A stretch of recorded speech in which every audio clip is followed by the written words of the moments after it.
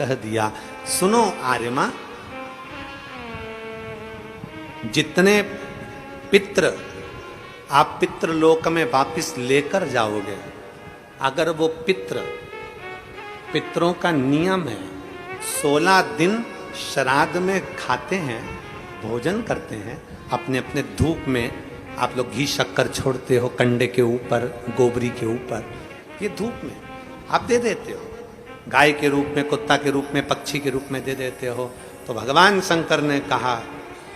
सारे पितर 16 दिन भोजन करते हैं, अमावस्या के दिन इन पितरों को आप नदी, तालाब, बावड़ी, कुआं, सरोवर, जो पानी का स्थान हो, कोई नदी हो, कोई तालाब हो, कोई बावड़ी हो, कोई कुआं हो, कोई सरोवर हो, ये सारे पितर वहां पानी पीने के लिए आते हैं। जल पीने के लिए पितर पहुंचेंगे, अपने गांव में जो नदी है, तालाब है, बावड़ी है, कुआं है, हैंडपंप है, हाथसी है, जो है उसके पास में ये जल पीने के लिए पहुंचेंगे। तो सुनो आर्यमा स्वामी, अगर संसार में रहने वाला मनुष्य पितृपक्ष की अमावस्या को, पितृ मोक्ष अमावस्या को, जो कि कल 2 अक्टूबर की है, पितृपक्ष की अमावस्या, पितृमोक्ष अमावस्या जो कि कल 2 अक्टूबर की है, अगर पितृपक्ष अमावस्या के दिन प्रदोष के समय पर, प्रदोष का समय जानते हो ना, सूर्यास्त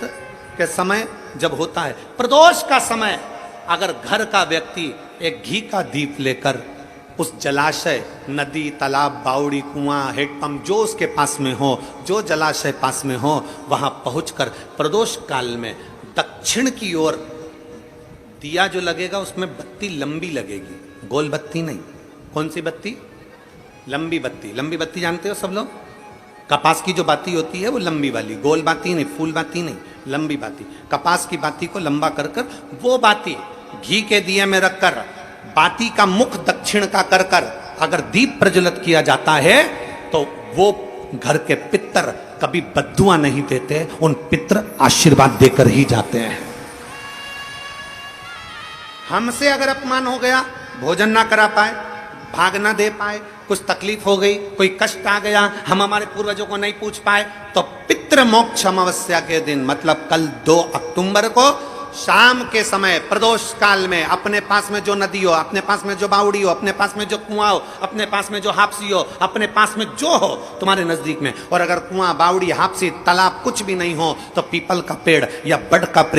बट वृक्ष या पीपल का वृक्ष या बेलपत्री का वृक्ष, इसके नीचे, अगर तालाब, नदी, कुआं, बावड़ी नहीं है, तो उस वृक्ष के नीचे अगर दक्षिण की ओर बाती का मुख कर दिया जाए और वहीं पर बाती को जला दिया जाए, उस दीपक को प्रज्वलित कर दिया जाए और अपने पूर्वजों को प्रणाम कर कर वापिस अपने घर पर आइए, पितृदोष कभी नहीं हो सकता, पितृ शांत ही रहे।